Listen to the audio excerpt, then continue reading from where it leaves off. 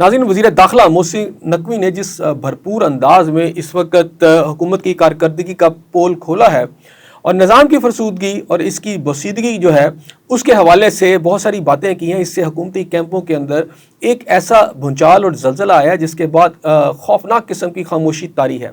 यूँ लगता है कि मौत का सकूत हर तरफ है, कोई आवाज़ नहीं आ रही। ऐसे लगता है कि सब सकते में हैं। हुकूमत के वो मुशीर, वो वज़ीर, वो हाशिया बरदार जो शाह से ज़्यादा शाह के वफ़ादार हैं और ऐसी बातों के ऊपर लंबी लंबी प्रेस कॉन्फ्रेंसें कर देते हैं और इसका शौक़ भी रखते हैं और दानिश्वरी के वो मोती झाड़ते हैं कि खुदा की पनाह। लेकिन आज सब की ज़बानें इस वक्त गुंग होकर रह चुकी हैं। कोई मुशीर, कोई वज़ीर नहीं बोल रहा, चाहे वो अज़मा बुखारी हो, चाहे वो मरियम औरंगज़ेब हो, चाहे वो शर्जील मेमन हो, चाहे वो शीरी रहमान हो या इसके अलावा राना सनाउल्लाह हो, किसी की आवाज़ नहीं आ रही। अगर चाह के अब 24 घंटे गुजरने के बाद नवाज शरीफ कैंप से ताल्लुक़ रखने वाले कुछ जो इस वक्त शख्सियात हैं वो थोड़ी थोड़ी बातें तो कर रहे हैं, लेकिन खुलकर सामने आकर बात करने की किसी की जुर्रत नहीं है। ऐसे में ISPR के तर्जमान लेफ्टिनेंट जनरल अहमद शरीफ साहब जो हैं, उनकी जो प्रेस कॉन्फ्रेंस हुई है, उन्होंने मोहसिन नकवी की बहुत सारी बातों को री इन्फोर्स किया है। उन्होंने क्या कहा है, पहले ये सुन लेते हैं। ये 1973 से ये असेंबली जोन सी हैं, वहाँ पे वही पॉलिटिकल सिस्टम है जो कि बाकी है सूबों में। इन असेंबलियों की लिस्टें निकाल लें,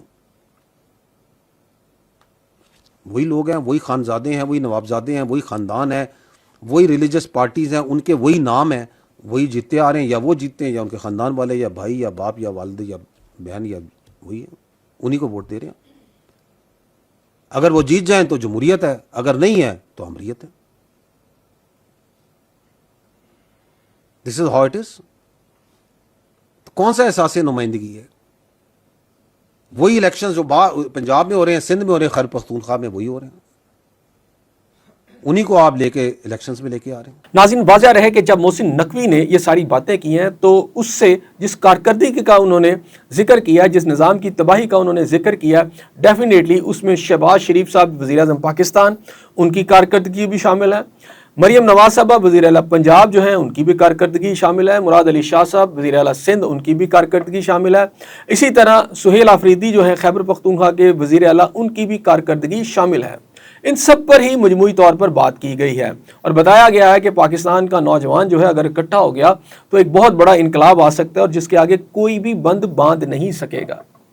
नाज़रीन, ये बड़ी अहम बात है कि ये जो इस वक्त हुकूमत के वज़रा और मुशीर हैं वो समझ चुके हैं, ख़ास तौर पर ISPR के जो सरबराह हैं उनकी प्रेस कॉन्फ्रेंस के बाद कि चीज़ें कहाँ से चल रही हैं और जो पूरी बात की जा रही है वो पूरी बात किस एंगल से आ रही है और इसके पीछे क्या बात है।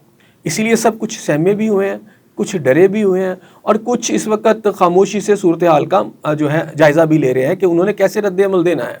इस वक्त जो इतलात हैं, हमें ज़ाहिर से मालूम हो रहा है कि पाकिस्तान पीपल्स पार्टी और मुस्लिम नवाज़ के जो ख़ास लोग हैं वो मिल बैठ चुके हैं, एक दूसरे को पैगामात दे रहे हैं कि इससे पहले कि तीसरी कुव्वत आ जाए और आकर पूरा निज़ाम ही बदल डाले। आपस में जो इख्तलाफात हैं और आपस में ख़ास तौर पर कश्मीर के हवाले से जो लफ्ज़ी गोलाबारी हो रही है, जो रद्द-ए-अमल दिया जा रहा है, उसको वक्ती तौर पर ख़त्म कर दिया जाए और इस वक्त मिल बैठ कर उस आने वाली कुव्वत को रोका जाए जिसके नतीजे में दोनों पार्टियाँ हुकूमत से जा सकती हैं। ये जो सूरत हाल है इस वक्त बड़ी बारीक बीनी से जो है मुल्क की दीगर सियासी जमातें भी देख रही हैं और निज़ाम जो है उसकी तब्दीली के हवाले से बड़ी अहम बातें हैं। अब आहिस्ता आहिस्ता ये बात ख़ास तौर पर कही जा रही है कि जिस निज़ाम की तब्दीली की बात की जा रही है और जिन नए सूबों की बात की जा रही है कि अगर ये बनाए जाते हैं तो फिर डेफिनेटली इससे मुल्क की एलीट और मजबूत हो जाएगी।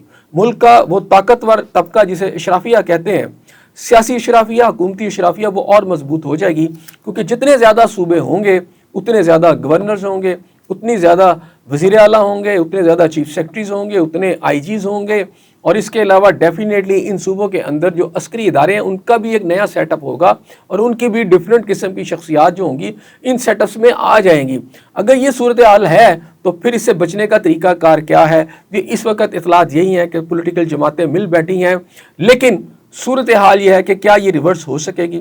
بالکل اس کا امکان ہمیں نظر نہیں آ رہا، کیونکہ بہت سارے پلان ہیں جس پہ ون بائی ون کر کے عمل کیا جا رہا ہے۔ لیکن اس کی خاص بات یہ ہے کہ اس ڈیبیٹ کے شروع ہونے کے بعد ملک کے منظر نامے کے اوپر جو کشمیر کا ایشو چل رہا تھا، آزاد کشمیر میں جو کچھ ہو رہا تھا، وہ وقتی طور پر تھوڑا پیچھے چلا گیا، اور خاص طور پر بلوچستان اور خیبر پختونخوا کے اندر لا اینڈ آرڈر کے حوالے سے باتیں کی جا رہی تھی، اس کے اندر بھی تھوڑی سی تبدیلی سی ہمیں نظر آتی ہے۔